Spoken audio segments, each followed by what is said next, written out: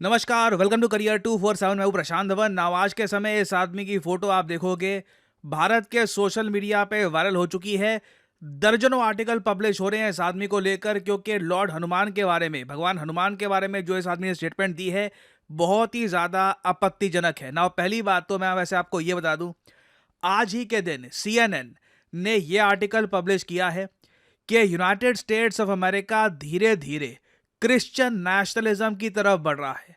राष्ट्रवाद, Christian centric, basically यहाँ पे प्रो डोनाल्ड ट्रम्प लीडर्स अब खुलकर कह रहे हैं कि यूएसए कोई सेकुलर देश नहीं है, USA is a Christian country. ये बात ट्रम्प इससे पहले काफी बार कह चुके हैं। इन्होंने प्रॉमिस किया था कि ये एक नई एरा लेकर आएंगे ऑफ क्रिश्चियन पावर, और रिसेंटली ये देखा गया कि डोनाल्ड ट्रंप की पार्टी का ही एक मेंबर, जो बहुत ही जल्द यूएसए की टेक्सास स्टेट में इलेक्शन भी लड़ेगा, इसने बहुत ज़्यादा आपत्तिजनक स्टेटमेंट दी है लॉर्ड हनुमान के बारे में। इधर आप देख पाओगे आर्टिकल, फॉल्स हिंदू गॉड, ये रिसेंटली कहा है रिपब्लिकन लीडर अलेक्जेंडर डंकन ने। बेसिकली इस आदमी को काफ़ी ज़्यादा पीड़ा हो रही है लॉर्ड हनुमान के स्टैचू को लेकर, जो आज के समय यूएसए के टेक्सास स्टेट में बन चुका है।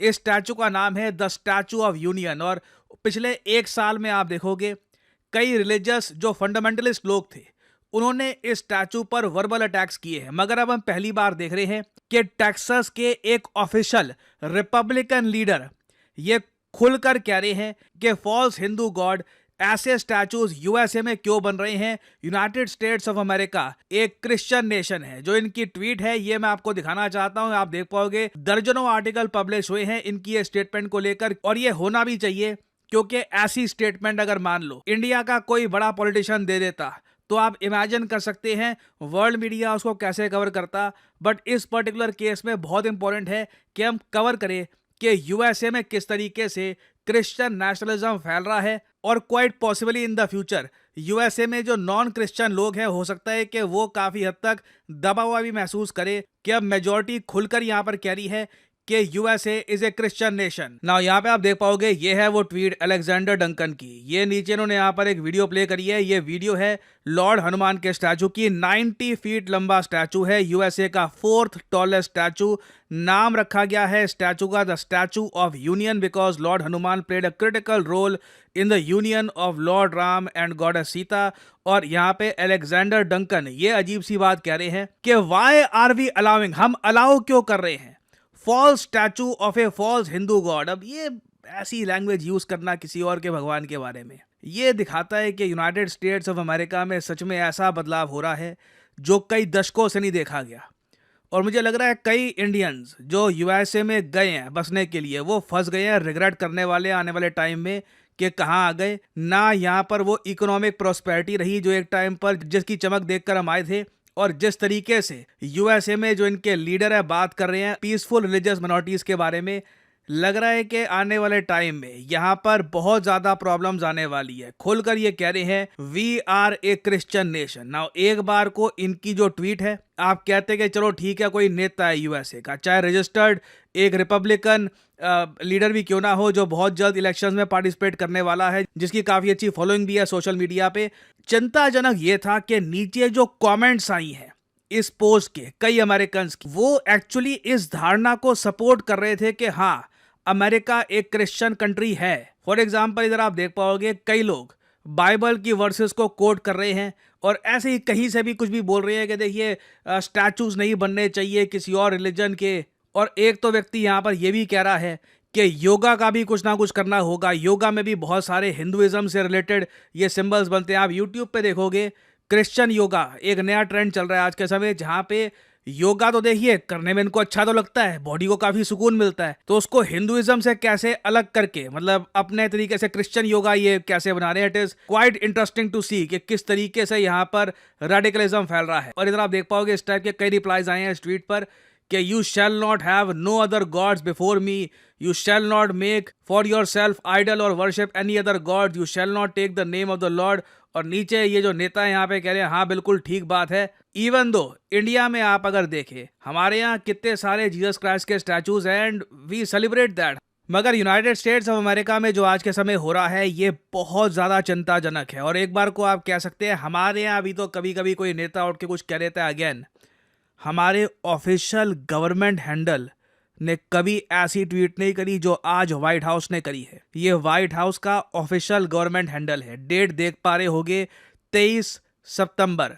यहाँ पर लिखा है बिना बॉर्डर के, बिना कानून के, बिना ऑर्डर के और बिना रिलीजन के कोई देश हो ही नहीं सकता। जो ये लास्ट वर्ड इन्होंने यहाँ पर यूज किया ना कि बिना रिलीजन के कोई देश नहीं हो सकता, ये काफी चिंताजनक है।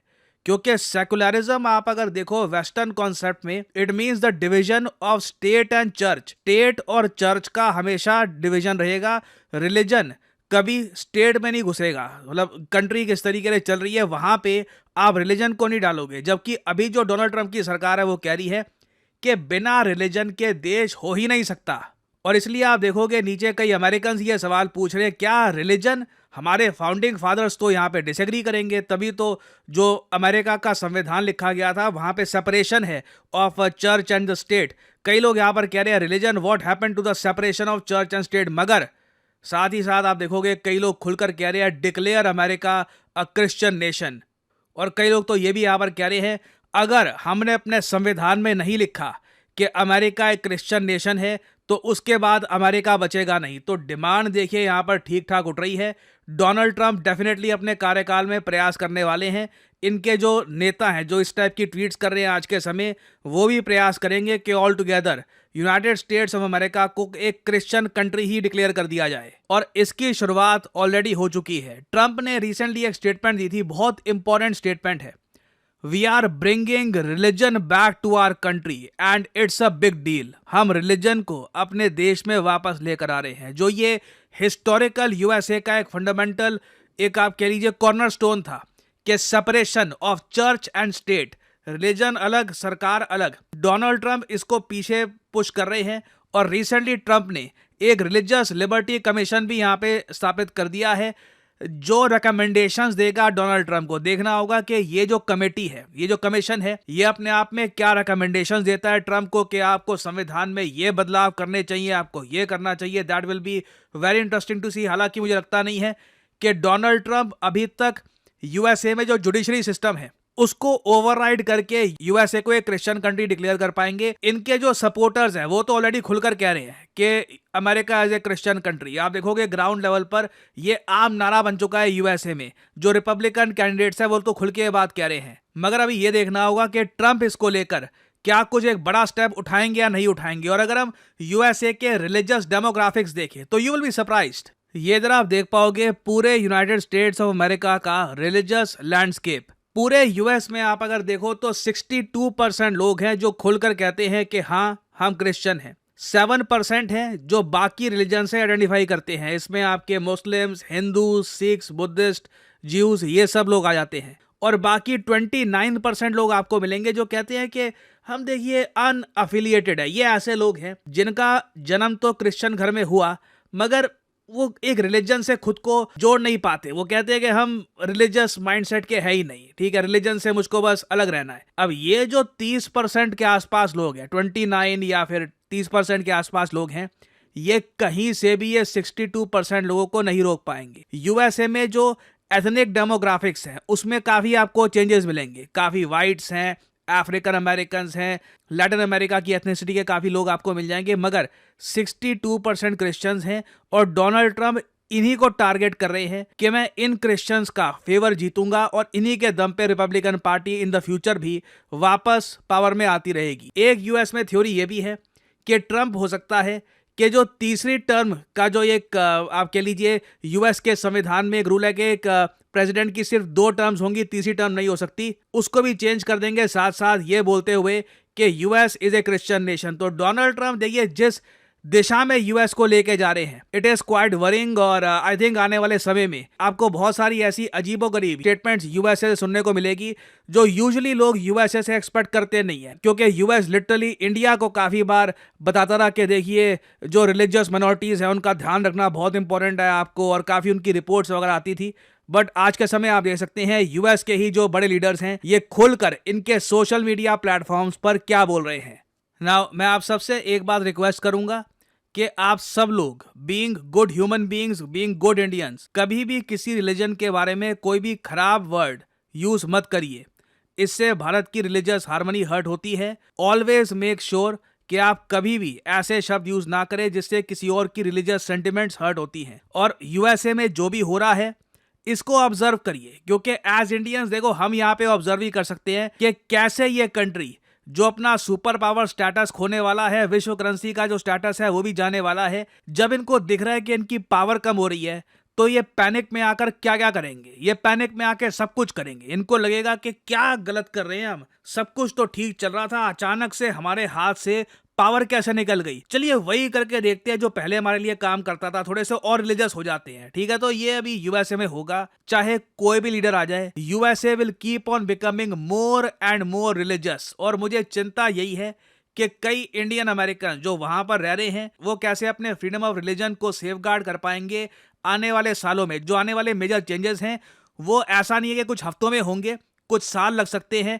But USA will definitely change completely in the coming few years.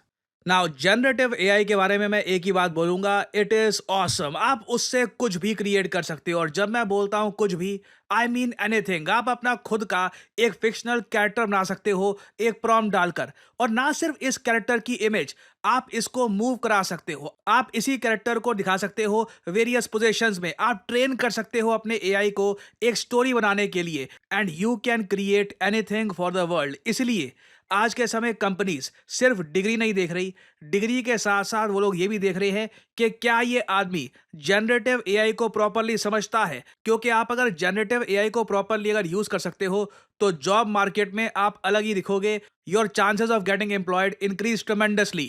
कई स्टडीज तो हमको ये भी बताती है कि अगर एक आदमी जॉब ढूंढने के लिए जाता है आर्टिफिशियल इंटेलिजेंस की स्किल्स के साथ, तो उसको 28 से 30% हायर सैलरी मिलती है कंपेयर टू अदर्स। तो अगर आप बहुत ही जल्द जॉब ढूंढने के लिए जाने वाले हैं, जॉब मार्केट को एंटर करने वाले हैं, you should have generative AI skills. इससे आपको एक डेफिनेटिव एज मिलती है, आपका रेज्यूमे अलग ही दिखता है।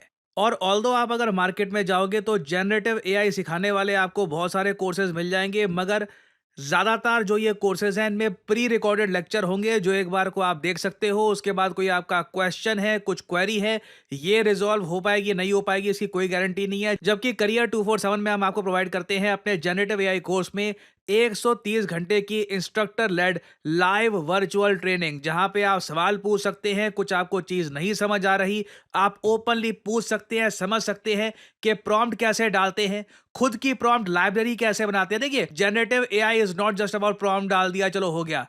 आपको यहां पर यह सीखना होगा कि एआई मॉडल ट्रेनिंग कैसे होती है, डिप्लॉयमेंट कैसे की जाती है, AI for data and enterprise solutions कैसे किया जाता है, ताकि आप कॉर्पोरेट वर्ल्ड के लिए तैयार हो पाए।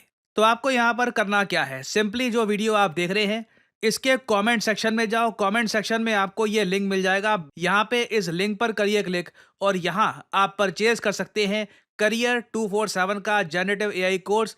आपको अभी क्या करना है, यहां पर अपना नाम डालिए, ईमेल, फोन नंबर, जो डिस्काउंट कोड है यहाँ पर PD10 ऑफ कोर्स ये डालिएगा, ताकि तभी आपको डिस्काउंट मिलेगा, नहीं तो you won't get the discounted price. कुछ 1-2% लोग होते हैं वो कभी कभी कोड लगाना भूल जाते हैं, and because of that they have to pay the whole price. So use the code, get the proper discount. Career 247 की तरफ से आपको कॉल आएगा, and then you can make your purchase and you can start your journey in the generative AI course.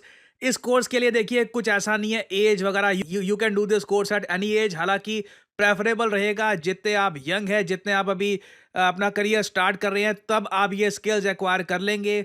It will help you a lot later on in your career. याद रखिएगा आज का ज़माना सिर्फ डिग्री का नहीं है, आपके पास स्किल्स भी होनी चाहिए to get the job that you want. So use the code PD10 and get the maximum discount. इसी नोट के साथ यह है वीडियो का अंत। Thank you for listening, and as I always say, may the gods watch over you.